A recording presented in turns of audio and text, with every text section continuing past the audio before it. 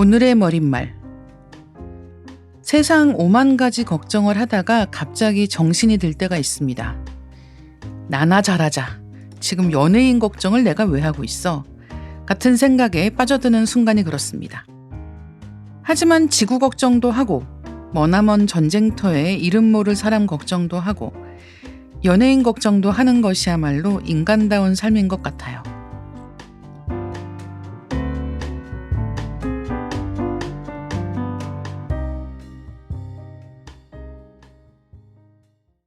안녕하세요. 리딩 케미스트리에 오신 여러분 환영합니다. 저는 진행을 맡은 이다혜입니다. 오지랖이라는 말이 있습니다. 남의 일에 끼어들어서 감나라 배나라 하는 행동을 뜻하는데요. 저는 이런 오지랖 부리는 사람들을 싫어하는데도 가끔은 오지랖퍼들이 세상을 구한다는 생각을 할 때가 있습니다. 당장 생각해봐도 수많은 슈퍼히어로들은 사실 오지랖퍼지요. 낯선 도시에서 길을 물어보는 사람에게 기꺼이 답을 해주고 길을 찾아주는 사람들은 또 어떤가요? 침울한 얼굴로 땅만 보며 혼자 산을 오르는 청년에게 괜히 말을 걸고 물을 건네는 어른들 이야기도 그렇죠. 그런데 자기 인생인데도 방관하며 살게 되는 일도 있습니다. 뭐 달라지겠어? 어쩔 수 없잖아. 이런 기력 없는 일상에 죽비를 내려주실 분을 모셨습니다. 김신지 작가님 어서 오세요. 제가요? 약간 스님이 된 것 같네요. 죽비를 맞아야 하는가, 네, 내려야 하는가. 이제 오늘도 너무 남에게는 오지랖퍼지만 네. 내 인생은 방관하는. 그렇죠. 이게 지금 이 원고 자체가 지금 죽비를 때리고 있는 것 같은데 무슨 말씀이시죠? 오늘이 2025년 김신지 작가님하고의 마지막 리딩 케미스트리 시간인데요. 올해 어떠셨어요? 올해 피곤했습니다. 제가 이제 퇴사한 지 올해 3년째가 돼서 이게 너무 나는 분명히 쉬고 싶어서 더 여유 있는 시간을 가지고 싶어서 이 삶을 택했는데 이건 아닌 것 같아서 올해 안식년으로 삶으려고 했어요. 그 원고를 쓰지 않는 단행 원고를 쓰지 네네. 않는 시기로 좀 잡아봐야지. 그것은 이루었는데 네. 이것이 안식인가 라고 생각하기에는 강연 같은 거 엄청 많이 하시지 않았어요? 그래서 외부 활동을 좀 많이 하게 돼서 결국은 쉬는 해로 삼으려고 했으나 그렇게까지 쉬지는 못했던. 그렇죠. 방송도 리딩 케미스트리도 하고 계시고 다른 라디오도 하고 계시고 맞습니다. 여러 가지 쉬지 않고 일하시는 것 같은데. 좋은 거겠죠? 네. 네. 좋은 거겠죠. 이 퇴사자 입장에서는 좋은 거긴 한데 또 이 쉬어가는 좀 시간을 잘 가져야 되는데 라는 생각을 하면서 그래서 저는 연말에 좀 일을 안 잡아요. 작가님 좀 그러지 않으세요? 저도 그렇긴 합니다. 그리고 연말에는 이게 일이 한 11월 정도까지 막 몰아친 다음에 그 12월쯤 되면은 물론 이제 회사 일이 바쁘기는 하지만 그 외에는 전반적으로 약간 붕 이렇게 그렇네요. 뜨는 시기가 있어요. 왜냐하면 내가 안 잡는 게 아니었구나. 예. 왜냐하면 무슨 예산 맞아요, 소진을 맞아요. 다 11월까지는 맞아요. 해서 올려야 돼요. 맞아요. 그래서 12월 달에는 사실은 그런 공식 일정이 없고 그렇기 때문에 12월부터는 한 1월, 2월 정도까지 좀 한가한 시기가 오긴 하는 것 같습니다. 그래서 좀 12월은 그 어떤 심정적으로 약간 겨울방학이다라고 생각하고 보내려고 하는 게 뭐 어차피 올해 망했잖아요. 그래서 약간 체념을 하고 나면은 그래 내년에 내가 해내겠지. 아니 올해 바쁘게 잘 지내셨는데 어디가 망했어요? 여러 가지 것들. 제가 1년 전에 무슨 다짐 얘기했었는지 들어보면서 왔는데 진짜 안 되겠던데요. 그런 의미에서 망했다고요.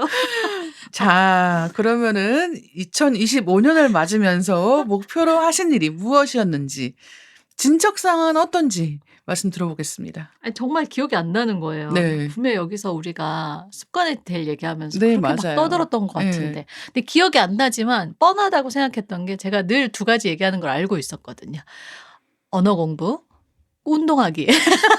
그래서 근데 정말 다시 들어봤는데 1년 전 방송을 정확히 그렇게 말하고 있더라고요. 제가 그래서 정말 한결같은 사람이 이미 1년 뒤에도 밝혀졌다라는 생각을 하면서 뭐 진척 상황은 네.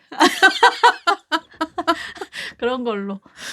근데 그래도 뭔가 시도하시지 않았어요? 시도했죠. 네. 초반에는 또 네. 우리가 그런 또 습관 디테일에서 우리가 얼마나 영감을 많이 받고 그러니까. 얼마나 이렇게 우리가 작은 행동부터 시작해야 된다 이러면서 막 그런 하루에 한 문장씩 해야지 막 이런 것과 뭐 그런 것도 막 저는 책 펴는 거였었을걸요. 아마 맞아요, 심지어는. 맞아요. 그리고 저 뭐 양치할 때 스쿼트 하겠다 뭐 예. 이런 진짜 너무 지금 맨날 생각 말하면서도 믿지 않았을 테지만 실제로 하지 않았다. 맞아. 마음속에 의심이 있었던 게 문제인 것 같아요. 그런 얘기들을 했던 것 같고 앞에 한두 달 정도는 이제 양치할 때 맞아. 스쿼트 이런 식으로 하긴 했었던 것 같거든요. 근데 여기서 또 한 번 깨닫는 게 왜 해마다 습관책을 읽는지 그쵸. 잘 아니 안 됐기 그래서 때문이다. 해마다 읽어야 돼요. 그러니까 최소한 며칠이라도 해야 돼. 그러니까요. 예. 안 그러면은 그냥 아예 생각도 하지 않고 이렇게 쭉 나락으로 가기 때문에 예, 생각은 한번 해야 된다라는 의미에서 습관책은 저도 항상 읽기는 해요. 그쵸. 이맘때쯤에. 그래서 1년 전 방송인데 1년 전 방송을 들으면서도 이 책으로 다시 하라고 해도 우리는 똑같이 즐겁게 또 스스로의 맞아요. 이 부족함을 네. 아니요. 제가 더 심한데요. 막 이러면서 아니 하지만 내가 더 심해. 진심이에요. 그러면서 결국은 똑같이 너무나 진심으로 습관 디테일에 대해서 얘기할 수 있겠다라는 생각을 해서 한번 지금 들으시는 분들도 다 까먹으셨을 거예요. 다시 들어보시거나 책을 다시 읽어보시는 걸 추천을 드립니다. 예, 그래서 습관책도 한번 다시 읽어보시고 올해 내가 어떻게 살았나 돌아보면서 새해 계획을 세우기에 좋은 때가 아닌가 생각을 하게 되고요. 그리고 요즘에 그런 저도 그렇습니다만 기록하는 것 자체가 되게 유행이잖아요. 네. 오늘 기록의 마스터 김신지 작가님과 또 함께하고 있으니만큼 이렇게 이 한 해 돌아보고 다음 한 해 계획하고 이런 시기에 그런 내가 기록해 놓은 것들이 있으면 굉장히 좋잖아요. 그쵸. 회고가 사실 내년의 계획을 다가오는 시간에 대한 계획을 세울 때는 내가 회고를 해 두는 게 제일 유용한 것 같아요. 그러면은 사실 무슨 반성을 계속 반복해 왔는지도 알 수 있고 어떤 것들을 내가 하려고 했었구나 이런 네네. 것도 기록에 남아 있다 보니까 한번 지난 기록들 근데 지금 스케줄로 어디 있는지 모르는 분들도 꽤 있으실 거예요. 그쵸. 그리고 1 월만 한 사나흘 쓰다가 맞아요. 예, 다시는 펼쳐 보지 않아서 텅텅 빈 이런 것들도 많은데 그래서 새로 스케줄러 안 사고 그냥 음. 작년에 쓰던 거 이어서 쓰는 경우들도 많이 있고요. 저도 예전에는 그렇게 앞에 쓰다가 망치면은 그냥 버리고 막 이런 경우도 있었는데 요즘에는 그냥 무엇으로라도 그냥 쓰려고 하는 편이기는 합니다. 하다못해 그 마트 갈 때 뭐 사야 되는지 이런 거 적어 가는 경우도 있는데 저는 이제 제가 운전을 못 하고 동생 차가 있으니까 이제 동생하고 같이 마트 갈 때가 꽤 있거든요. 근데 그러면은 제가 손으로 이런 수첩 같은 데다가 뭐 사야 되는지 적은 다음에 그거를 사진을 찍어 가요. 그럼 뭐죠? 그래서 동생이 "정말 너는 너무 이상한 대체 왜 이렇게 왜 스마트폰에 쓰지 않고 수첩을 썼다가 그걸 사진으로 찍는가?"라고 물어보는데 사실은 수첩이 있으니까. 그래서 손으로 쓰는 행위가 더 기억을 잘 하게 해 주는데 사진으로 찍으면 뭐 하긴. 네네네. 뭐 하여튼 그렇다. 예, 그래서 혹시 작가님은 큰 일이 있을 때 착착 계획을 세워서 해 치우시는 편인지 아니면 일을 하지 않으면 안 되는 그런 최후의 순간까지 회피하시는 편인지 궁금합니다. 뭐 질문에 답이 있는 건가요? 예, 그쵸. 예, 물어보면서 후회했네요. 예. 이게 정말 벼락치기의 역사가 계속 이어지는 것 같은 게 시험 공부를 벼락치기로 한 사람은 마감도 결국 벼락치기로 하게 돼 있는 것 같고 이게 사실 어디에 빠듯하게 가는 저의 습성과도 연결이 돼 있는 것 같은 거예요. 뭐 기차역이든 공항이든 좀 약속 장소든 그냥 미리 가면 되는데 자꾸 이걸 계획이라고 할 수 없을 것 같아요. 뭐 몇 시쯤엔 일어나서 뭐 마을버스를 몇 시에 타면 되고 이런 식으로 자꾸 네. 머릿속에서는 이제 시뮬레이션을 그려보고 약간 마지막 시간까지 그거를 안전하다고 생각하는 거죠. 그러니까 결국은 어디에 늦거나 아니면 마감을 할 때도 결국 마지막 날 쓸 날을 알고 있으니까 이 진척이 되지 않고 약간 스스로 봐주면서 그랬다가 마지막에 이제 울면서 하잖아요. 그러면은 그때의 고통을 기억해야 되는데 사람이 성취를 기억하죠. 해낸 했다. 것을. 네. 맞아. 그걸 기억하니까 또 하면 해. 가면 가. 이 상태가 돼서 다음에 그걸 또 반복하는 것 같아요. 그러시지 않나요? 네. 네, 저도 그런 편이어가지고. 근데 좀 그런 것도 고쳐보려고 합니다. 왜냐하면 다른 사람이 괴로운 거는 그것도 문제인데 나도 너무 괴롭다라는 맞아요. 생각을 하게 맞아요. 돼가지고 좀 차근차근하게 좀 내 인생을 잘 해봐야겠다라고 생각을 하는 나날인데요. 이제 그런 면에서 오늘 책도 골라보았습니다.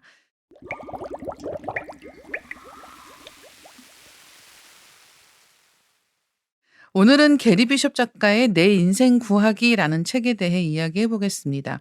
잠재의식을 기반으로 일어나는 자기 방해의 흔적을 여러 측면에서 짚어보는 책입니다. 과거부터 현재에 이르기까지 당신의 문제들을 하나의 선으로 잇는 작업을 도와주는데요. 이런 과정을 통해 악순환을 해석하는 방법, 인생을 제 궤도에 올려놓는 데 필요한 근본적 변화를 일으키는 방법을 알려줍니다. 이 책은 작가님이 정하셨거든요. 어떻게 정하게 되셨나요? 일단 내 인생 구하기잖아요. 제목이 너무 구할 수 있을 것만 같고. 네. 근데 우리의 대화를 늘 구해주는 분이죠. 사실 카야님의 추천으로 네네. 만나게 됐는데 그 연말 마지막 이제 녹음이다 보니까 연말 이제 올해 한 해를 마무리하고 내년을 준비하는 분들에게 좀 같이 이야기해 볼 만한 주제의 책이면 좋겠다라고 해서 고르는데 좀 어려움을 겪고 있었는데 카야님이 어느 날 마치 멀리서 손을 흔들면서 달려오는 그러니까요. 듯한 예. 메일을 작가님 이 책 어때요? 이런 메일을 이제 보내주셨어요. 근데 팀원분들 추천도 있었고 그래서 이 책을 들춰봤더니 연말연시에 되게 어울리는 것 같다 하면서 추천해 주셔서 저도 제목부터 읽지도 않고 제목을 듣고 내 인생 구하기라니 일단 된 것 같습니다. 라고 하고 읽기 시작했는데 좋았어요. 그래서 우리가 한번 연말에 같이 얘기해 볼 만하다 생각했습니다. 그리고 연말에 이렇게 연말연시 이런 느낌으로 책을 읽을 때 너무 무거운 책이 아니라서 좋았던 것 같기도 해요. 그러니까 이 내 인생 구하기라고 하는 책은 일단 가벼운 마음으로 내 음. 인생 정말 좀 어떻게 해보고 싶어라고 생각하는 마음으로 이제 책을 고를 수 있는, 그다음에 읽기 시작하면은 그냥 끝까지 읽는데 그렇게 큰 어려움이 없는 맞아요. 책이어서, 맞아요. 그다음에 읽으면서 중간중간 이렇게 밑줄 그으면서, 네, 저도 이 밀리의 서재에서 책 읽으면서 그 쭉 하이라이트. 노란색으로 네. 하이라이트를 쭉 했거든요. 하지만 제법 많이 하게 됐다. 내 저도, 인생 저도. 구해질 것인가? 이런 느낌으로 책을 읽었습니다. 근데 또 이 연말연시에 읽는 책에 그 하이라이트 밑줄을 내가 하게 될 때 또 그 쾌감이 있어요. 그쵸. 뭔가 변할 수 있을 것만 같은. 완전. 그래 맞는 말이야. 그래 내가 이 생각을 왜 못했지? 뭐 이런 식의 그 공감이 있을 때 뭔가 좀 달라질 수 있을 것 같다는 희망과 기대가 생기잖아요. 그런 그쵸. 의미에서 하이라이트를 남발하게 되는. 그리고 제가 이 책 보면서 그런 생각을 했는데, 왜 그 친구들 중에 망한 연애를 되풀이하는 친구들 있잖아요. 그러니까 망한 연애라고 해야 되나? 왜 어떤 특정한 패턴을 반복하는, 맞아요. 예, 연애 패턴 반복하는 이제 경우가 있는데, 예, 그런 친구들을 보면서 왜 지난번 저 경험으로부터 눈빛이. 배우지 못하는 거야? 이런 느낌이 들 때가 있단 말이에요. 근데 사실 인간이 이상적으로는 경험을 통해서 배워서 다음에는 같은 실수 반복하지 않으면 좋지만, 사실은 다들 반복하면서 살아가고 있거든요. 근데 나도 내가 괴로워서 이거 그만 좀 하고 싶어 라고 생각할 때가 있는데, 이제 그런 때 읽어보기 좋은 책이 아닌가, 예, 그렇게 생각했습니다. 어쨌든 이 내 인생 구하기라고 하는 책은 뭐 이렇게 뭐라고 할까요? 그런 자기계발서 중에는 구체적인 지침이 막 쫙 있는 그런 책들도 있는데, 그런 책은 아니고 오히려 이렇게 전반적인 것에 대해서 쭉 읽으면서 마인드셋을 바꾸는 이제 그런 책이라고 생각하시면 어떨까, 이렇게 추천드리고 싶습니다. 내 인생 구하기는 내 인생 구하려면 일단 나부터 정신 차려야 된다라는 책입니다. 스스로를 망가진 의자 같은 존재로 여기지 마라. 과거는 과거로 둔 채 미래로 나아가야 한다라는 메시지는 확실히 힘이 되더라고요.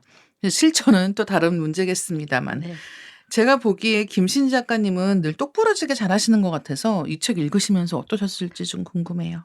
똑부러지는 사람이 그렇게 새해 계획을 세우는 게 새해 계획인 상태로 40여 년을 살아오기는 아니에요? 아니에요. 예, 그래, 아니에요. 희망을 가져보겠습니다. 맞아, 네. 이렇게 말하지 말아야지. 게리 비숍이 이렇게 말하지 말라고 했는데 뒤에 이 얘기는 차차 나올 텐데, 저는 어쨌든 연말마다 내년엔 새롭게 태어나야지 라는 이제 호언장담을 남발하는 사람이거든요.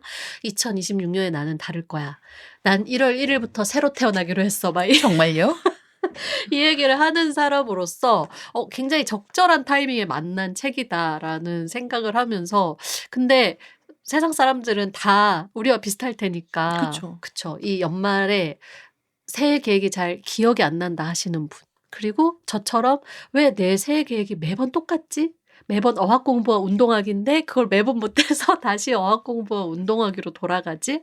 라는 생각을 해보신 분들이라면 이 게리 비숍의 죽비, 제 생각에 좀 회초리 같았어요. 죽비라기보다 죽비는 안 아프잖아요. 회초리를 좀 맞고 우리가 정신이 바짝 들어서 방금 하신 말씀처럼 내 인생을 구하려면 일단 나부터 정신을 차려야 아니, 한다. 진짜로. 그 얘기가 이 책의 핵심이거든요. 맞아요. 그래서 사실은 당신 자신이 이 악순환을 되풀이 하고 있는 주체다라고 하는 이야기를 이제 하고 있는데, 이제 그게 물론 그런 어떻게 보면 뭐 다 내 탓이라는 거야. 이렇게 결론으로 그냥 생각하실 수도 있는데, 물론 우리가 겪는 많은 어려움들 중에는 어떤 사회적인 시스템에 의한 것들도 있고 내가 주어진 환경에 대한 것들도 분명히 얘기할 수밖에 없죠. 근데 어떤 순간이 되면 어쨌든 내가 지금 나에게 주어진 것들을 어떻게 활용할 것인가 하는 문제에 있어서 우리는 나쁜 것들이 주어진 걸 먼저 보는 경향이 있는데, 맞아요. 내가 할 수 있는 나에게 주어진 긍정적인 가치들을 어떻게 활용할 것인가 하는 방향으로 생각의 방향을 좀 틀면 낫지 않을까라고 제안하는 책인 거예요. 지금 또 스튜디오가 약간 조도가 낮아서 지금 홀린 듯이 듣다 보니까 제가 약간 상담실에 들어와 있는 것 같은. 신지야. 맞아요. 긍정적인 면을 바라보아야 합니다. 네, 그렇게 생각하시면 되겠다. 내 인생 구하기의 게리 비숍 작가는 시작의 기술이라는 책으로 잘 알려졌는데요. 저자 소개 문구가 아주 인상적입니다. 군말 빼고 핵심만 이야기하는 저자. 더 나은 삶을 원하는 이들의 마음을 단번에 휘어잡는 사람. 게리 비숍은 철학자 마르틴 하이데거와 한스 게오르크 가다머, 에드문트 후설의 영향을 받아서 동기부여 전문가로서 자신만의 세계관을 구축했습니다. 이거 하이데거가 들으면 깜짝 놀랄. 동기부여 전문가인데 나를 이라고 생각할 것 같긴 한데요. 어쨌든 그렇다. 이를 바탕으로 단순하고 명쾌하게 삶 속의 편견과 게으름, 정신적 찌꺼기를 제거하고 우리 안에 있는 진정한 힘을 일깨워주는 것으로 명성이 높은 인물입니다. 이 평범한 사람이었던 저자는 이제 세계 곳곳을 다니며 아일랜드에서는 카톨릭 신부를, 태국에서는 불교 승려를 코칭하는 독보적인 영향력을 갖게 되었다고 하는데요. 지금도 극적인 변화를 원하는 사람들이 자기 문제를 제대로 파악하고 직면해서 기어코 해결하도록 돕는 일에 매진하고 있다고 합니다. 이 소개 자체가 와 진짜? 라는 생각이 좀 들죠. 예, 종교인도 자기 인생은 자기가 구하기 힘들다는 뜻 같기도 했고요. 너무 이상해서 신뢰가 가는 문장 아닌가요? 아일랜드에서는 가톨릭 신부를, 네, 태국에서는 불교 승려를 코칭하고 있다. 정말 이게 무슨 말이야? 그러니까요. 이러면서 불교 승려를 코칭할 일이 있나 플러스 그렇게 수양을 하고 있는 분들에게도 어떤 그 시사점이 있는 문제를 계속 같이 이야기한다는 점이잖아요. 그래서 저자 소개를 보다 보니까 저는 원제를 보고 좀 웃었어요. 아. 원제 보셨어요? 우리 비속어 써도 되나요? 이 미국에서 그 100만 부 이상 판매된 시작의 기술은 unfuck yourself잖아요. 이거 한번 우리 저보다 영어를 잘하시는 우리 이다혜 기자님이 풀이를 한번 해주세요. 네? 그러니까 뭔가 네 인생 망치지를 그만둬라. 약간 이런 뜻 맞죠? 맞습니다.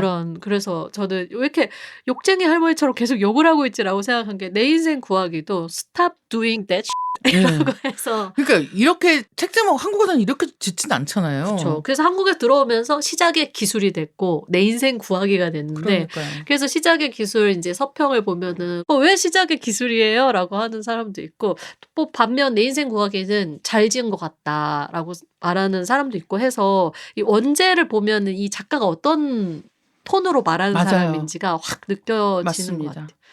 그 약간 상상이 안 되는 거예요. 미국 서점에 이렇게 약간 욕하면서 뭐라고 하는 게 그 제목으로 떡하니 크다랗게 차지하고 있었을 거라고 생각하니까 와 진짜 우리나라랑 또 이런 책 표지 제목에 대한 문화가 다르다라는 생각도 했어요. 그쵸. 근데 뭔가 그 일침을 가하는 느낌 때문에 오히려 이런 비속어가 전면에 드러나는 제목을 잘 쓰는 게 아닌가 생각을 했고 그리고 그 예전에 어떤 스님이 하시는 그런 말씀을 들었는데 제가 되게 인상적이었던 게 뭐냐면 그 많은 분들이 이제 스님한테 가서 "아 제가 이런 고민이 있는데 저는 어떻게 하면 좋을까요?" 이런 상담을 하신다는 거예요. 근데 이제 자기가 보기에는 이 속세에서 매일매일 회사도 가고 남편 뭐 아내 이렇게 배우자하고 지지고 볶고 살고 애들하고 또 지지고 볶고 살고 이런 것이 사실은 굉장히 그 수양하는 행위다라는 얘기하시는 걸 듣고 '아 그럴 수 있겠다.'라는 생각을 했거든요. 그러니까 예를 들어서 저 가끔씩 저는 절 가는 거 되게 좋아하는데 절에 가서 가끔 이렇게 경치 좋은 데서 매일 사실 그리고 그런 뭐라고 독경하는 내용도 다 좋은 맞아요. 내용이잖아요. 우리가 회사에서 보는 이런 서류들에서 나를 분노하게 만드는 이런 것들하고는 다르지 않습니까? 그래서 '이러면은 득도하겠는데.'라는 생각이 들 때가 있거든요. 물론 '아닙니다.'라는 생각을 하긴 하지만 그래서 이 속세를 살아가는 사람들만큼이나 사실은 그렇게 뭔가 현실하고 유리되어서 고고하게 음. 살아갈 것 같은 분들에게도 그분들 나름대로의 고민은 있을 것이고 또 거기도 사람 사는 곳이다. 맞아요. 예. 예 그렇기 때문에 여러 가지 일들이 있지 음. 않을까라고 생각을 해 보게 됩니다. 작가님은 게리 비숍 작가의 시작의 기술 혹시 읽어 보셨을까요? 혹시 안 읽어 보셨다면 내 인생 구하기 읽으시면서 저자에 대한 인상은 어떻게 받으셨는지. 근데 지금 책 표지도 사실은 요 맥락에서 이야기할 수 있는 것 같거든요. 맞아요. 책 표지도 그 두 권 책 다 모두 손이 등장하는 표지 어떻게 보셨어요?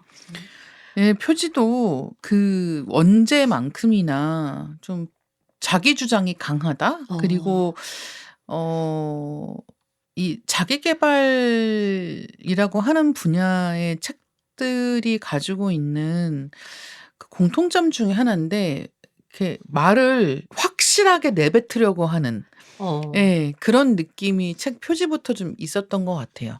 그러니까 따뜻하게 품어 주고 뭐 "다 괜찮아. 뭐 너 오늘 김치찌개 먹었어도 괜찮고 된장찌개 먹었어도 괜찮아." 이런 느낌이 아니라 정말 이렇게 따끔하게 "좀 정신 차려. 맞아. 김치찌개가 무슨 말이야. 뭐 어. 나트륨은 그만둬." 막 맞아, 이런 맞아. 느낌으로 얘기하는 그런 톤을 가지고 있는 작가다라고 생각은 좀 했던 것 같습니다. 일단 인상하면은 가장 처음으로 떠오르는 건 이 사람 화법일 것 같아요. 아까 제목 얘기도 했지만 그래서 저는 이미 서문을 읽었을 때 너무 많이 맞아 가지고 아파."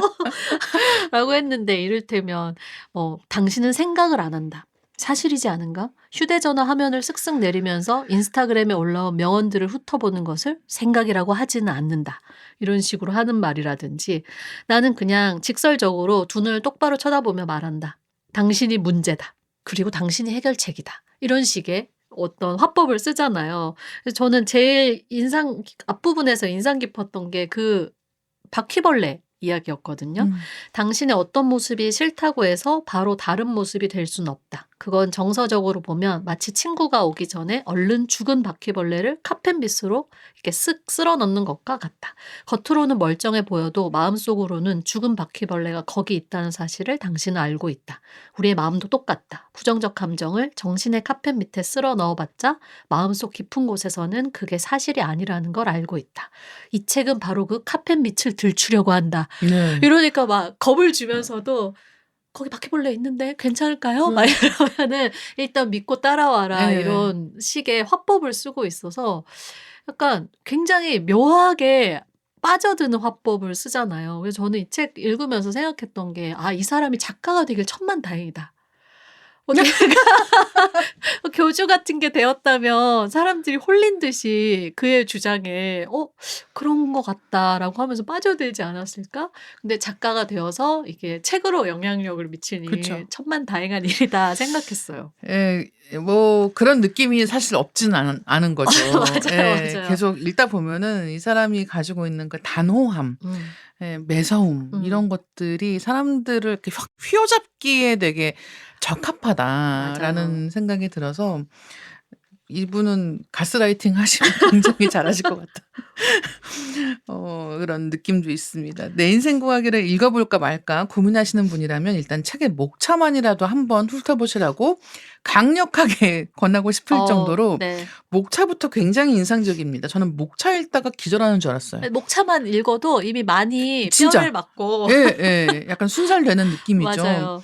뼈 때리는 말이 진짜 너무 많아서 책을 바로 읽게 되었더라고요. 예를 들어서 자신을 방어하기 위해 굳이 잘 될 것을 걱정한다라는 부분이 딱 그랬는데요. 혹시 김신지 작가님의 심금을 울린 목차의 한 문장은 무엇이었나요? 왜 기자님 근데 이 문장이 가장 와닿으셨나요? 저는 실제로 좀 이렇거든요. 그러니까 자신을 방어하기 위해 굳이 잘 될 것을 걱정한다라고 했잖아요. 이게 뭔가 행동하지 않을 핑계로 잘 되면 피곤하지 않을까라는 생각을 하면서 그러면 굳이 하지 않는 게 좋지 않을까 이런 느낌으로. 게리 비숍한테 죽비를 한번 맞아요. 그냥 사실은 제가 그래서 이걸 보고 와 이게 뭐야라고 생각하고 정말 이 대목부터 막 읽어봤단 말이에요. 맞아요. 사실 정도였는데. 목차의 역할이 그건 것 같아요. 맞아요. 나한테 지금 제일 와닿는 문장, 제일 죽비를 때린 문장을 무슨 소리 하는데 이 챕터에서 싶어서 거기를 보게 되잖아요. 그렇죠. 그래서 그런 느낌으로 확 눈길을 끄는 부분이었는데 이거 말고도 사실 진짜 목차가 굉장한 대목들이 많이 있고 목차를 정말 잘 뽑은 책 중에 하나라는 생각이 들어요. 네. 근데 그 목차를 잘 뽑았다라는 게 어떤 기능적인 그런 것을 생각했다기보다 이 사람이 그걸 굉장히 잘 찍는 거예요. 맞아요. 사람들이 무슨 생각하고 있는지 어떤 맞아. 나태함 속에 숨고 맞아요. 있는지 그 바퀴벌레가 어떤 바퀴벌레들인지를 너무 잘 알고 있어서 그걸 가지고 목차에서 이렇게 착착착착 짚어내고 있다는 생각을 했고 저는 진짜 그 인간의 자기방어 기제라고 하는 게 너무 놀라워서 항상 사람들은 자기가 안전하다고 느끼는 데 있기 위해서 안 좋은 걸 반복하기도 하거든요. 맞아요. 그게 이 책에도 나오는 이야기인데 우리는 왜 좋은 게 좋은 거지라고 생각하지만 내가 겪어보지 않은 좋은 것보다는 내가 알고 있는 나쁜 것을 훨씬 더 안전하다고 느끼는 경향이 있는 거예요. 맞습니다. 그래서 그 안 좋은 것을 반복하면서 오히려 그래 어쩌겠어 나 원래 이런 사람이야 라고 생각하는 게 오히려 이 사람을 안도하게 한다.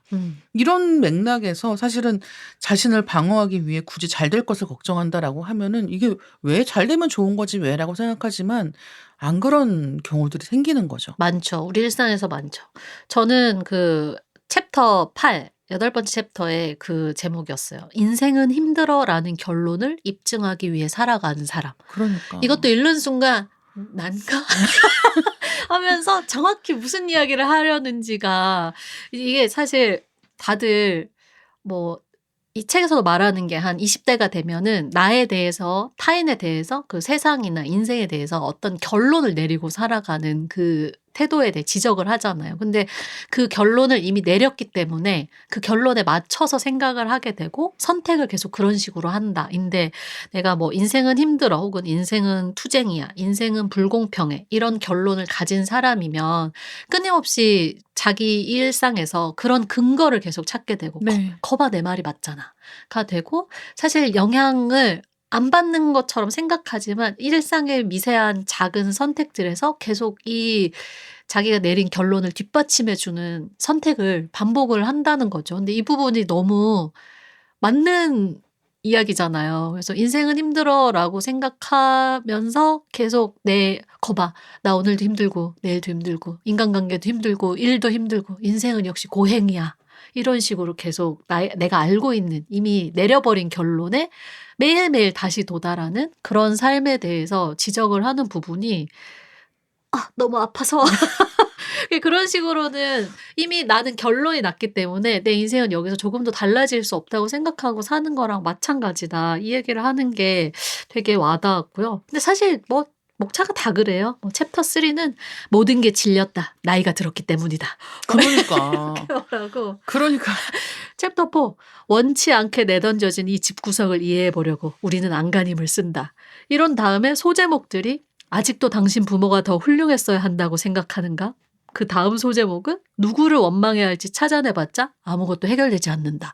이런 식으로 이어지니까 정말 홀린 듯이 나의 잘못된 고정관념들을 계속 교정을 받으면서 이 책을 읽어 나가게 되더라고요. 그래서 종종 왜 하는 덕담 중에 그런 얘기하거든요.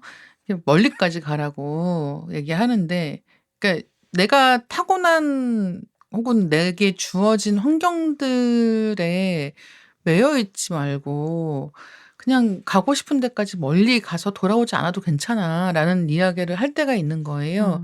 근데 그게 요 맥락에서 하게 되는 이야기들인 것 같습니다. 그러니까 이제 흔히 우리가 부모를 보면서, 물론 부모님들 너무 존경스러운 분들이고 좋아하지만 그것과도 별개로 부모님들을 보면서 내가 앞으로 어떻게 살아가게 될지에 대해서 그 테두리를 딱 지어 놓는 음. 경우도 있는 것 음. 같아요. 근데 이제 '내 인생이 그렇게 결정되어 있는 게 아니라 어디까지 갈 수 있을지는 나도 몰라.'라고 생각하고 '가능성을 더 펼쳐 보고 싶다.'라는 분들께는 이 책이 좀 도움이 되지 않을까라고 생각을 하고 있습니다.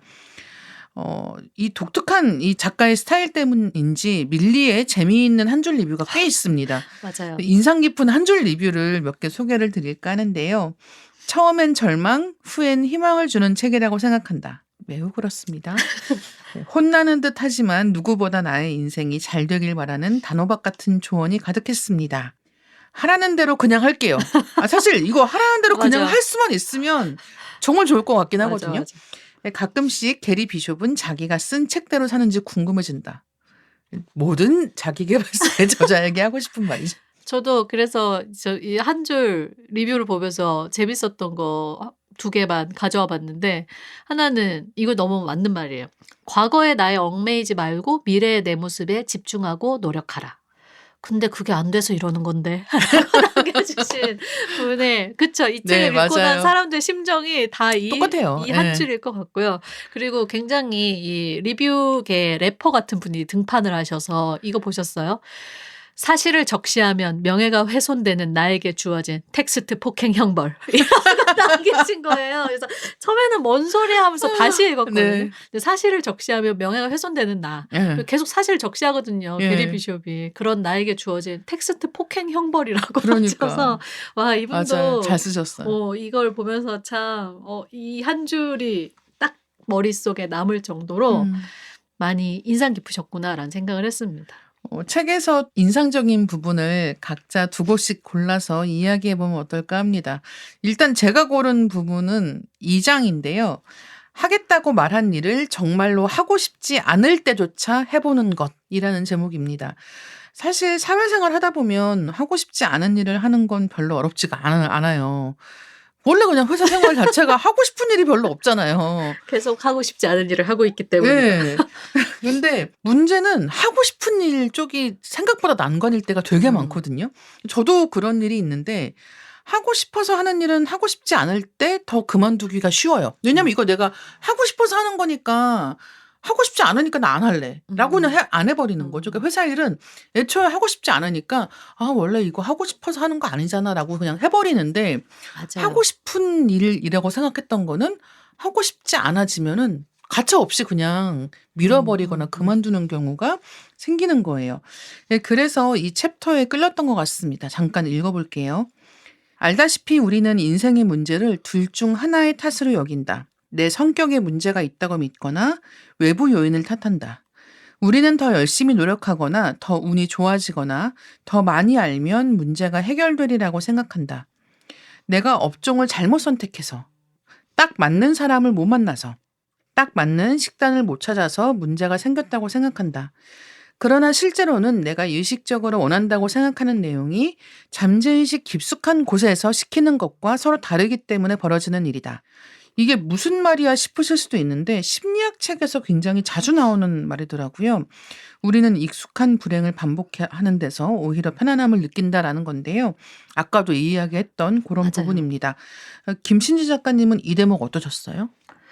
이게 내가 분명히 애쓰면서 살고 있는데 인생의 특정 영역에 늘 어떤 불가피함이 존재한다고 생각하잖아요, 우리가. 뭐 인간관계든 내 몸의 상태든 통장 잔고든 어쩔 수 없는 부분이라고 '왜 나는 애쓰고 있는데 이 정도에서 그러니까요. 불만족스러운 상황에서 계속 고여 있지?'라는 생각을 하는데 이 게리 비숍이 제일 딥하게 지적하고 있는 게 사람들이 흔히 자기가 바란다고 말하는 거랑은 정반대 행동 패턴을 반복하면서 살아간다. 저도 그렇긴 하거든요. 맞아요. 되게 반성하게 되는 부분인데 그래서 "나만큼 내 인생을 박살낼 수 있는 사람은 아무도 없다. 그런데도 당신은 그렇게 한다." 라고 하면서 또 우리를 아프게 하면서 저는 그 이야기를 하는 게 너무 또 제가 뼈를 맞은 부분이 그래서 사람들은 '아 내 인생을 본 궤도에 올려놔야 돼. 제대로 된 삶을 살아야 돼.'라고 하면서 또 이런 책을 산다는 거예요. 그러니까. 자기 맞아. 계발서 뭐 마음 챙김 뭐 이렇게 자기 돌봄 막 이런 책을 사서 이 책에 그 예시로 등장하잖아요. "아니요. 그렇지만 작가님 저는 이번 주에 땡땡이란 책을 샀고 다음 주에 그걸 읽을 거예요." 라는 이 말이 등장하고 "그렇다. 당신에게는 미룰 수 있는 일이 또 한 가지 생긴 것뿐이다."라고 하는데 죄다 이런 식의 화법에 예.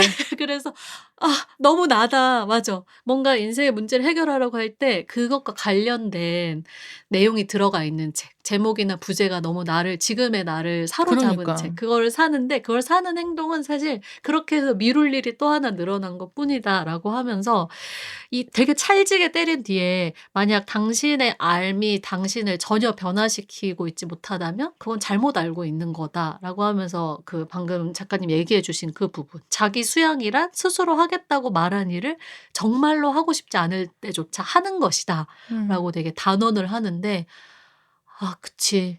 그치. 사실 복잡하게 생각하면 한없이 복잡하고 단순하게 그쵸. 생각하면 그냥 내가 하려고 한 그 일을 행동으로 옮기면 되는 맞아요. 건데 더 너무 많은 변명과 그리고 그냥 좀 나를 봐주고 싶은 왜냐하면 편안한 게 익숙한 불행이 더 낫기 때문에 거기에 좀 안주하려고 계속 '내가 아는 패턴으로 돌아가는구나.'라는 생각을 하면서 읽었어요. 네, 그래서 이 하겠다고 말한 일을 하는 것, 요 한 가지만 해도 맞아요. 예, 그러니까 뭐 아침에 7시에 일어나기로 했으면 그냥 7시에 일어나면 돼. 그치. 그리고 밤에 11시에 자기로 했어? 그때 자면 돼. 맞아. 11시에 잤으면 7시에 일어날 수 있어. 근데 왜 새벽 3시까지 잠이 오는데 두 눈을 부릅뜨고 트위터를 했는가? 그러니까. 근데 다들 그렇게 살았으면 게리 비숍이 지금 이렇게 활동할 수 있을까요? 고개를 그렇게 갸우뚱갸우뚱하면서 말하지 말아 주실래요? 저는 그 부분도 진짜 와닿았는데 이거 되게 공감하지 않으셨어요? 애초에 할 일을 미루는 사람 따위는 존재하지 않는다. 이게 그런 건 설명에 동원되는 어떤 용어에 불과하고 그래서 당신은 "저는 할 일을 뒤로 미루는 사람이에요."라고 말할 게 아니라 "저는 할 일을 뒤로 미뤘어요." 그러니까 행동을 이야기하라는 거죠. 그런 뭐뭐 하는 사람, 미루는 사람 이런 상태 혹은 나에 대한 자기 규정 같은 건 사실 존재하지 않고 그냥 그 특정한 상황에서 네가 그런 행동을 한 거니까 그건 너의 본질이 아니고 네가 한 행동이니까 그 행동이 잘못됐으면 그 행동을 그것만. 고치면 돼. 네네네네. 라고 이야기를 하잖아요. 근데 이게 아까 처음에 우리 오프닝에서 이렇게 미루는 습관 얘기할 때 제가 항상 해왔던 얘기거든요. 저는 막판에 하는 사람이에요. 로 저는 제 자신을 계속 그런 이제 자기 규정을 했던 거죠. 그리고 그런 식으로 말하는 게 편하니까 남들한테 얘기할 때도. 근데 그거는 특정한 상황에서 내가 미루는 행동을 하는 거지 뭐뭐 하는 사람이라고까지 말할 부분이 아니라는 것도 되게 와닿는 지적이었어요. 이번에는 김신지 작가님이 고르신 대목 한번 볼까요? 저는 아까 잠깐 언급하셨던 그 부모에 대해서 나오는 부분인데요. 이 부분이 많은 분들이 공감을 하실 것 같고 그래서 가지고 왔어요. 챕터 4에 나오는 네 번째 챕터에 있는 아까 원치 않게 내던져진 이 집구석을 이해해 보려고 우리는 안간힘을 쓴다라는 챕터인데요. 여기서 아까 그 어리둥절했던 하이데거의 내던져짐을 굉장히 주요한 네. 화제로 이야기를 하고 있죠. 그래서 인생에는 당신이 선택하지 않았고 고르지 않은 것들이 있다.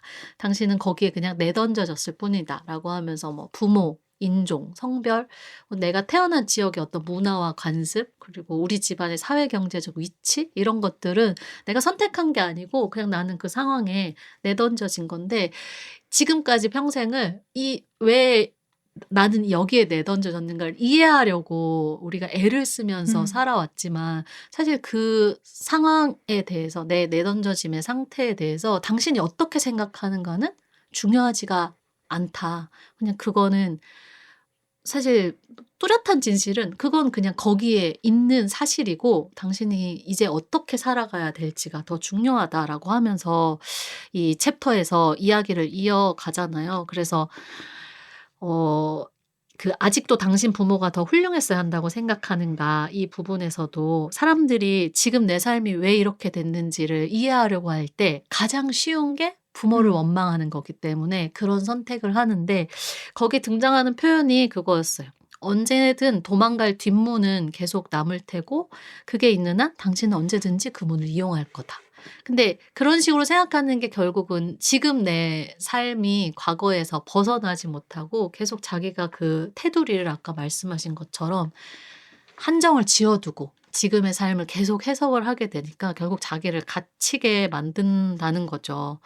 근데 저는 이 부분 보면서 대학 시절 친구들과의 대화가 생각이 났는데 기자님도 그러셨을지 모르겠는데 왜 전국 각지에 흩어져 살던 친구들이 20살에 이제 막 술을 배우기 시작하면서 한자리에 모였을 때 친해진 친구들과는 결국 불행 배틀을 하게 됩니다. 네. 와. 그래서 네네네. 불행이 자랑이 되는 그 나이가 있는 예, 것 같아요. 예. 그래서 아니거든. 우리 집이 더 했거든. 맞아요. 근데 왜냐하면 이제 서로를 알아가고 친해지고 있기 때문에 나를 설명할 단어로 우리 아빠는 어땠냐면 야 우리 아빠는 더 했어. 막 이러면서 맞아. 이 술자리에 이제 늦은 시간이 될수록 그런 얘기를 엄청 많이 하고 그래서 내가 지금 인간관계 문제를 겪는 거야. 그래서 내가 애착관계를 제대로 형성을 하지 못했어. 그래서 내가 지금 소심한 거야. 이거를 정말 많이 얘기했어요. 근데 한 24쯤이었나? 저희가 술을 마시다가 왜 그런 얘기가 나왔는지 모르겠는데 어느 날 문득 야 근데 우리 25부터는 부모 탓 그만하자.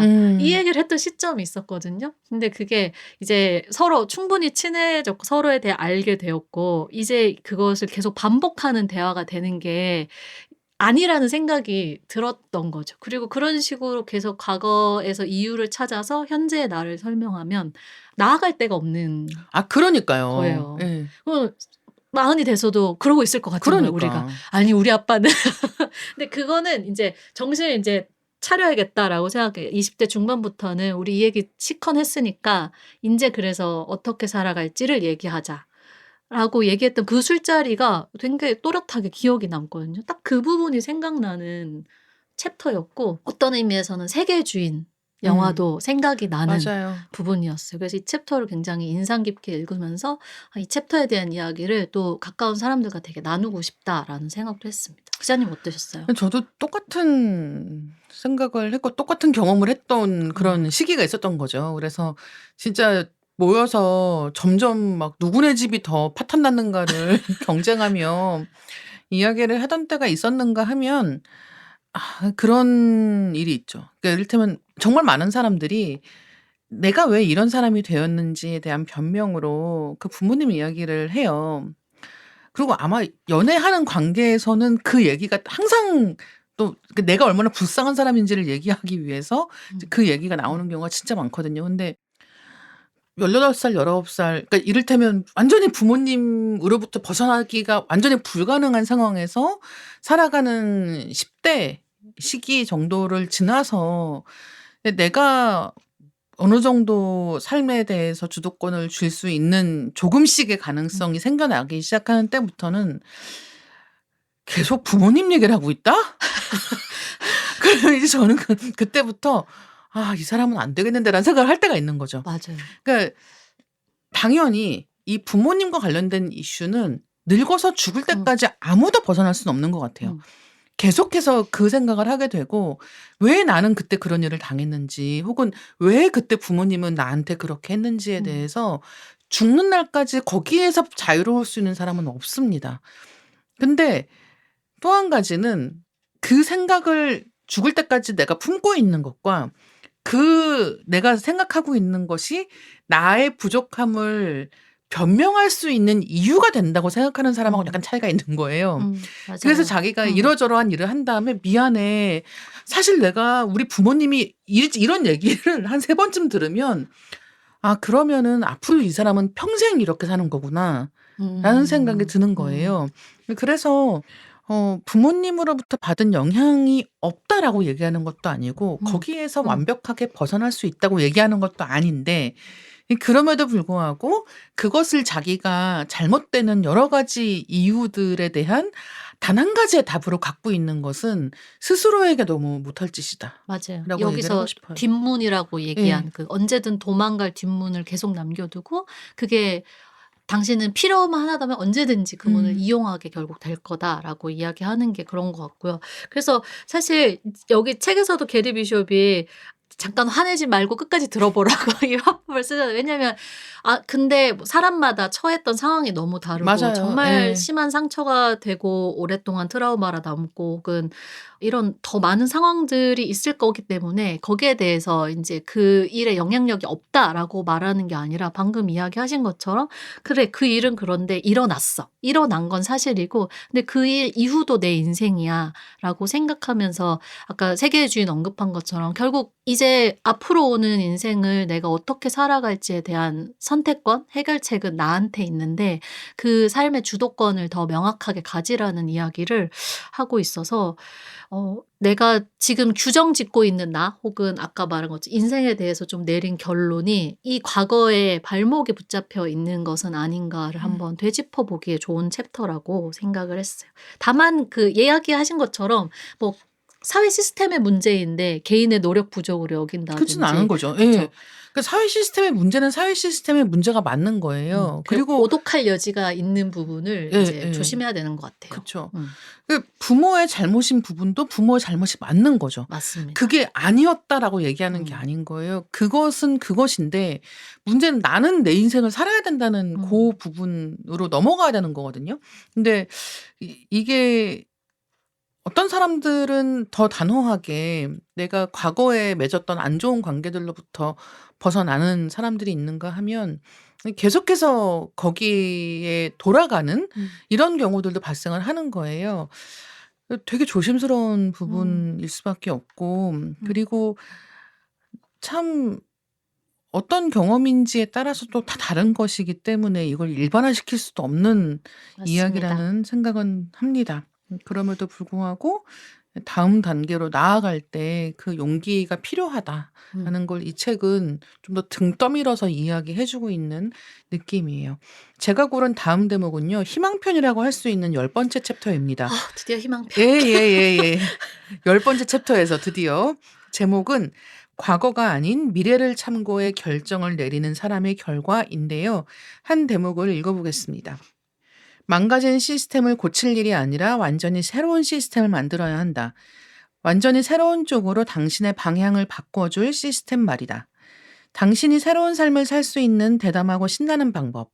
이 책을 여기까지 읽었다면 이제는 당신이 사는 방법을 직시하고 더 이상 지금처럼 살 수 없음을 인정할 시점이다. 그 구식 삶이 더 이상 당신의 에너지를 뺏어가서는 안 된다. 더는 한 톨의 관심도 주지 않아 굶어 죽게 만들어야 한다. 그동안 당신의 미래는 과거에 닻을 내리고 있었다. 다른 여지가 없었다. 왜일까? 당신의 삶 전체가 과거를 극복하거나 과거를 되풀이하는 것을 중심으로 설계되어 있었기 때문이다. 그러면서 미래에서부터 계획하라는 이야기가 등장을 합니다. 그 예시로 미켈란젤로의 다비드상에 관련한 언급이 나오는데요. 저도 이거 무척 좋아하는 이야기거든요. 이거 미켈란젤로의 다비드상 보러 가면 가이드가 항상 이 얘기를 해줘요. 예, 미켈란젤로는 대리석을 깎아 조각상을 만든 것이 아니라 대리석 덩어리에서 다비드가 아닌 것을 모조리 제거하는 방법으로 조각상을 완성했다고 한다. 미켈란젤로의 머릿속에서 다비드는 이미 완성되어 있었고 한 조각 한 조각 드러나기만을 기다리며 작업했던 것이다. 그는 그 열정에 자기 생의 2년을 온전히 투자했다. 현재로부터 미래를 드러내면서 말이다. 그래서 미켈란젤로는 돌에 갇힌 다비드를 꺼내주었을 뿐이다라는 이야기를 정말 처음 들었을 때부터 지금까지 너무너무 소중하게 간직하고 있는데요. 하지만 그거는 미켈란젤로니까 그러니까 이게 정말 이야기로선 사랑할 수 있는 이야기인데 내 인생에 적용은 안 돼. 돌덩이지 뭐 저기 어디 다비드상이 있어. 그러니까. 근데 진짜 이렇게 했대요. 그러니까. 네, 미켈란젤로는 다비드뿐이 아니라 조각을 할 때 애초에 그 돌을 보면은 거기에 무엇이 갇혀 있는지를 보고 그것을 개를 끄집어내려고 하면은 필요 없는 부분을 깎아내야 된다는 거죠. 근데 만약에 우리가 우리 인생에 대해서도 이런 관점으로 사고할 수 있다면, 그러니까 과거에서부터 생각하는 게 아니라 미래로부터 생각할 수 있다면 어떻게 달라질 수 있을 것인가를 너무 좋게 아름답게 표현한 그러니까. 부분이 아닌가. 그러니까 이 미켈란젤로여서 가질 수 있는 이야기인데 그러니까 나는 내 인생이 미래에 뭐가 있는지 모르겠단 말이야. 그래서 그 아까 밀리 한 줄 리뷰에도 이 다비드상 언급하는 분들이 있었어요. 네. 현재의 삶은 돌덩이고 미래는 다비드상 이렇게 물결 한 분도 있었고 또 한 분은 잔소리하다 끝에 두 장이 본론. 다비드 향해 출발. 있어서 다들 또 다비드 부분이 되게 인상 깊었구나. 그러니까. 생각하면서 다들 너무 귀여우시다 이 생각했는데 아니 그래서 밀리 서재에서 책 보실 때 꼭 리뷰 봐야 돼요. 리뷰를 봐야 돼요. 맞아요. 네, 진짜 재밌습니다. 그게 또 같이 읽는 묘미잖아요. 네. 사람들이 뭐라고 얘기해놨는지에 대해서. 그래서 이 관점을 바꾸라는 것이 결국 이 결론이긴 하죠. 우리는 과거를 수정해서 계속 과거의 영향에서 벗어나려면 그 과거에서 계속 내가 매여 있으니까 과거에 뭔가를 수정을 해야 현재의 내가, 미래의 내가 달라질 거라고 생각하는데 그게 아니라 과거를 지침으로 삼는 걸 그만둬라. 그럼 뭘 지침으로 삼아야 하는가? 당연히 미래다라고 말하면서 이제 관점을 그렇게 바꿔줍니다. 미래에 있는 나, 미래에 있는 다비드상. 왜 보면서 현재 이 웃음을 우리 멈출 수가 없어. 다비드가 없는데. 우리 안 믿고 있잖아 지금 게리 비숍. 네, 그리고 다비드상 실제로 보잖아요. 그럼 더 안 믿게 돼요. 내 안에는 얘가 없어. 그래서 그게 좀 문제긴 한데요. 그래서 오늘 새로운 미래에 걸맞은 어떤 행동을 할 거냐 계속 이제 오늘 현재의 관점을 그런 식으로 바꿔주는 이야기를 뒷부분에서 많이 해요. 현재로부터 미래를 드러내는 방식 그걸 취해야 되고 현재의 삶을 뭔가 당신에게 활력을 주는 목적이나 활동으로 채워봐라. 그리고 나중에 가치 있고 만족스러운 걸 하는 게 아니라 현재에서 이미 그걸 하고 있어야 된다. 이 이야기거든요. 그 지점은 되게 흥미롭다고 생각해서 시간이 과거에서 출발해서 현재를 거쳐서 미래로 이렇게 일방향으로 흐르는 거면 우리는 계속 과거의 나를 더 낮게 만드는 거를 생각을 하는데 시간은 그렇게 흐르는 그쵸. 게 네. 아니고 미래에 네가 원하는 모습, 너가 바람직하고 내가 꿈꾸던 모습이라고 생각하는 그 모습을 현재에서 구현을 해보는 그런 식으로 새해를 한번 살아보라고 이야기를 하고 있습니다. 그리고 그 예를 들잖아요. 그 스타트랙에서 그때에는 전혀 발명되지 않았던 많은 기술을 예견을 했다. 근데 그런 기사를 봤는데 이 게리 비숍이 그런 예견한 거 아니라는 거죠. 50가지나 등장을 한다고 그걸 예견이라고 말하지만 예견이 아니라 뭐 태블릿 PC, 자동문, 휴대전화, 화상회의 등이었는데 그냥 그들은 미래를 시각화한 것뿐이다. 음, 그리고 사실 이게 무슨 얘기인가 싶을 테지만 기업에서 하는 일이 다 그거다. 맞아요. 미래 계획을 이미 세워두고 그래서 이 계획을 이 비전 때문에 지금 해야 되는 일을 하는 건데 그거 다 여러분들이 회사에서 하고 있는 일이 그런 거니까 그걸 자기 삶에도 적용을 시키라는 거죠. 적용을 해보라는 거죠. 맞아요. 작가님이 좋아하시는 부분은 또 어디였을까요? 저는 그 부분이었어요.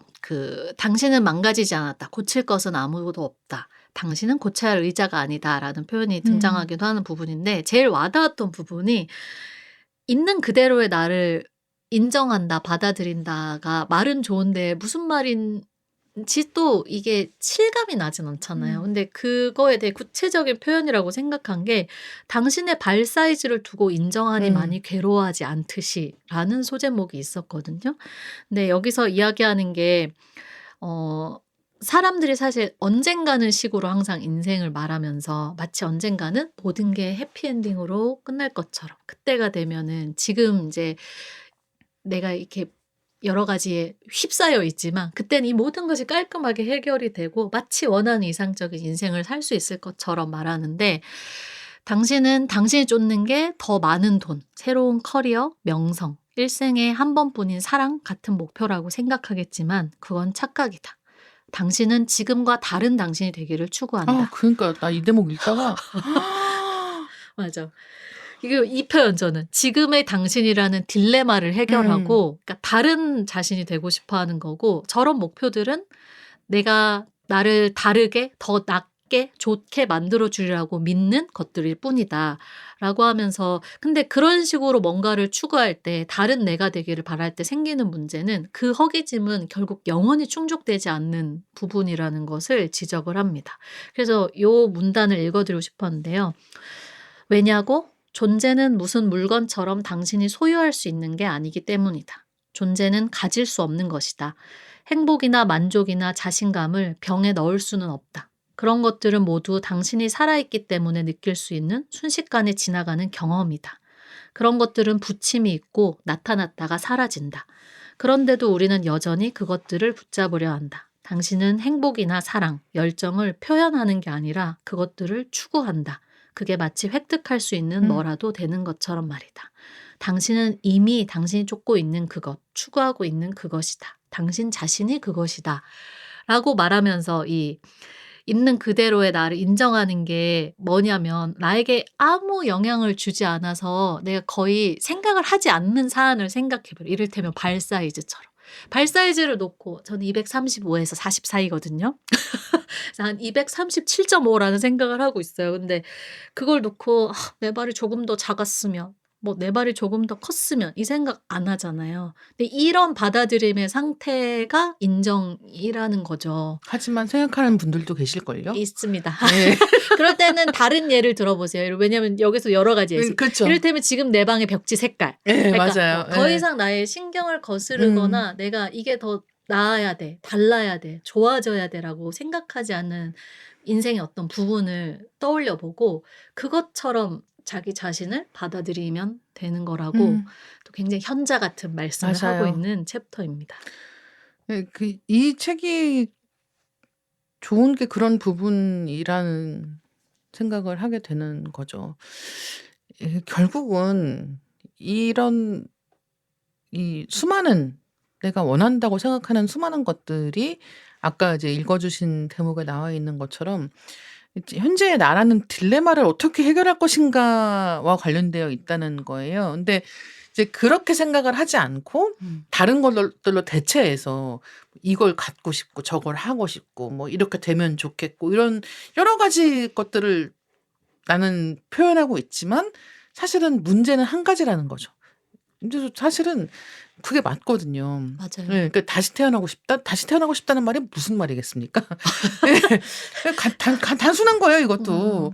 그러니까 지금의 내가 이렇게 살아가는 것이 난 좀 불만족스러운데 그러면은 다시 태어나는 것밖에 방법이 없겠는데라는 식의 이야기를 하는 거잖아요.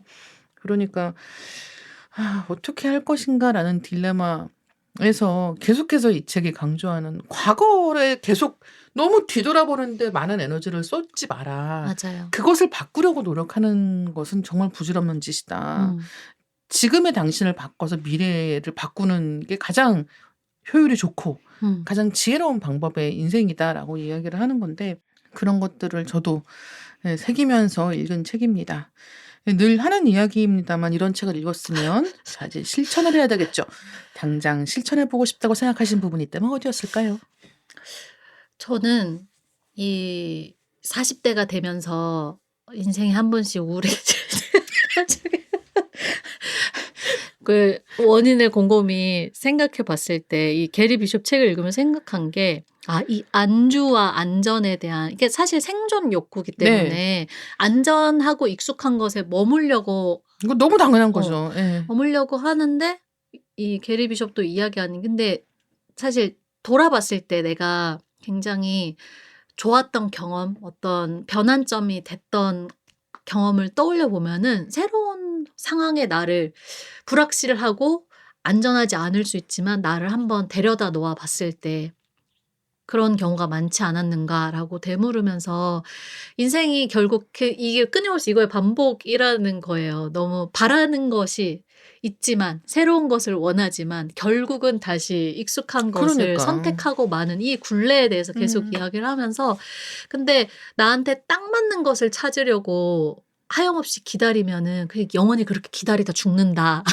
이 얘기를 하면서 나는 뭐 원하는지 모르겠는데요라고 하는 사람이 있다면 그냥 뭐라도 행동을 뭔가를 해 보라는 이야기를 하고 있어요. 그래서 저는 이 책 읽으면서 생각한 게 뭔가 이 습관의 디테일 얘기할 때는 우리가 작은 것들을 바꾸는 습관에 대해서 얘기했다면 이 책을 덮으면서 생각한 건 새해에는 새로운 것이 일단 들어오면은 해 봐야겠다.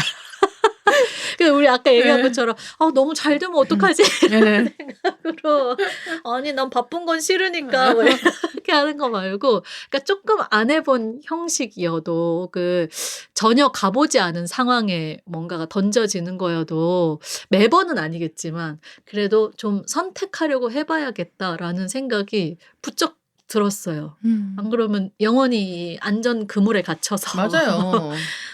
이제 뭔가 더 달라질 것이 없다는 생각을 하면서 살게 되는 되게 심심하고 꼰대 같은 중년이 되는 게 아닐까라는 생각을 하면서 '새로운 상황에 나를 데려다 놓아 봐야지.'라는 결심을 했네요. 기자님 얘기도 한번 들어볼게요. 저만 아니 이렇게 얘기할 수 없으니까. 저도 사실 비슷하고요. 아니요. 비슷하지 말아요. 네. 그런 뭐라고 할까요? 아까 이제 저희가 했던 이야기들 중에 하나인데 내가 과거에 그러니까 하고 싶지 않다고 생각하는 순간에조차 일을 한다라는 얘기가 있잖아요. 저는 되게 하고 싶다라고 생각해서 이제 뭔가 생각했던 그런 일이 있는데 그게 아까 제가 말씀드린 것처럼 누가 아무도 이건 나한테 시켜서 하는 게 아니니까 오히려 하기가 더 어려운 거예요. 뭐 남이 나한테 일을 맞아요. 시켜서 "이거 뭐 언제까지 해 주세요." 이런 거는 어떻게 하거든요. 근데 아무도 나한테 안 시켰어. 그냥 내가 하고 싶은 것뿐이야. 이러니까 아예 시작하기도 힘들어 진행하기도 힘들어 막 그런 상황이 되어서 계속 그냥 '어쩔 수 없지 뭐.'가 반복되어서 좀 시간이 쌓인 거예요. 그래서 올해는 그냥 좀 계획을 했으면 '계획한 대로 하는 사람이 되고 싶다.' 우리 왜 서로의 다짐을 들어주면 결심을 들어주면서 이렇게 서로 못 믿는 눈을 하고 있는지 지금. 그러니까 "너는 말해라. 나는 그래 들어 주마." 약간 이런 느낌인데요. 네. 예 2026년을 한 달 앞둔 지금 내년에 무엇을 꼭 이루시겠어요? 이거 뭐 또 얘기해야 돼요. 얘기하셔야죠. 이거 맨날 반성회 할 거예요. 내년에요. 내년에 진짜 어학 공부랑 운동하기를 진짜 해야 되는데. 근데 이게 우리 아까 다비드상의 이야기로 네. 가자면 그런 거잖아요. 그러니까 해야 돼. 뭔가 이 상태로 생각하는 게 아니라 다비드상을 그려봐야 되는 거야. 나 어학 공부 왜 하고 싶었지 생각해 보면은 여행지에서 내가 조금 더 소통이 잘 되는 어떤 모습을 꿈꾸는 거잖아요. 근데 그게 저의 다비드상이겠죠. 그리고 그것 때문에 좀 새로운 곳에도 가게 되고 새로운 기회도 열리고 이런. 근데 지금은 내가 이제 언어적으로 그게 잘 안 된다고 생각하니까 뭐 예를 들어 사소하게도 누가 초대를 했는데 아니야라고 이렇게 거절을 한다든지 이런 식의 내 동선을 좀 축소하는 식의 여행이 아니라 동선을 좀 열어둘 수 있는 여행을 하고 싶어요. 위험하단 말이에요. 위험한가? 근데 아무튼 다비드상을 그려본다는 게 좀 그런 것 같은 거예요. 그러니까 영어를 잘하고 싶어. 나 영어가 유창해질래. 이거가 아니라 어떤 모습을 꿈꾸고 있어서 이 생각을 하게 맞아요. 되었는지를 그려보고 하는 거고 운동도 그러니까 죽지 않으려면 해야 돼. 이런 상태는 나를 움직이질 않잖아요. 그 마음도 의지, 동기 자체가. 근데 그것도 다비드상을 그려보는 거죠. 체력이 계속 좋아서 60에도 초여름에는 맥주를 마시고 있는 할머니가 되고 싶다. 뭐 이런 걸 내가 다비드상을 건강하지 않아도 60에 초여름에 맥주 마실 수 있어. 그럴 수 있는데 그래서 원래 술 좋아하는 사람들이 그래서 술 마시려고 운동한다는 맞아요, 게 맞아요. 그 사람들의 네, 맞아요. 다비드상인 거죠. 네. 그래서 이 미래로부터 현재 내 행동을 조각을 꾸 이제 해볼 수 있는 것을 좀 더 생각해 보면은 그게 새해에 좀 바람직한 계획이지 않을까라는 생각을 했어요. 하지만 똑같다. 계획은 여전히 똑같다. 어학 공부, 운동하기. 안 돼, 안 돼. 기자님도 얘기하세요. 저만 이렇게 이제 마무리하겠습니다. 저만 구렁텅이에 몰아넣지 말고요. 하나만 얘기하세요. 하나만. 2026년. 저 운동하겠습니다. 운동이요. 네. 또 서로를. 운동. 이게 맞나요? 우리 계속 이렇게. 아니, 해야죠. 그쵸. 해야죠. 운동해야 되고요. 이게 이제 정말로 생존의 문제라는 생각이 들기 시작했거든요. 그래서 딴 게 아니라 일단은 좀 제정신 좀 머리가 맑았으면 좋겠다. 네, 같은 다비드상. 그게 다비드상인 다비드상이네요. 거죠. 네. 네, 머리가 좀 맑은 네. 상태로 일이든 어떤 인간관계는 하고 싶다라고 생각하는 마음으로 운동하겠습니다. 우리가 작년에 습관책 얘기하면서 했던 것에 따르면 이렇게 모호하게 하면 망하고 구체적으로 해야 돼요. 근데 저희가 더 이상 얘기하면은 굉장히 힘들어질 것 같으니까 여기까지 하겠습니다. 그러니까요. 왜 저희만 이렇게 방송에 대고 자꾸 새해 다짐을 말해야 되지? 그러니까요. 여러분들도 댓글로 다 남겨주셨으면 좋겠어요. 좋은 생각입니다. 댓글로 남겨주시면 좋을 것 같고요. 저희가 다 한 번씩 보고 네. 누구누구가 열심히 할 것인가 한번 보겠습니다. 오늘 김신지 작가님과 내 인생 공학기에 대한 이야기 나눠봤는데요. 오늘 어떠셨나요? 이게 왜 끝나고 나니까 이렇게 허탈해지는지 모르겠어요.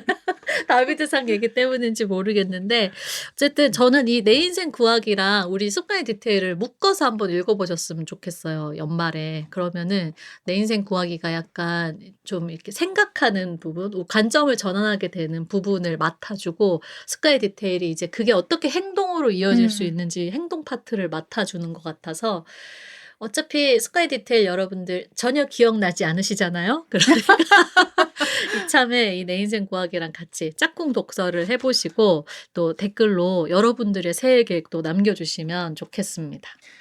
예, 끝까지 들어주신 독자님들 너무 감사합니다. 각자 듣고 계신 플랫폼에서 댓글 또는 리뷰로 리딩 케미스트리에 대한 의견 많이 남겨주시길 바라겠습니다.